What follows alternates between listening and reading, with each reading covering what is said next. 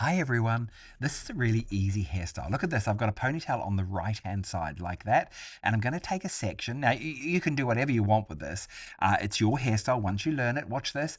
I'm going to take the tail under, so that's the tail of that section under, and then bring it up and over, and then pull it through and pull it nice and tight like that.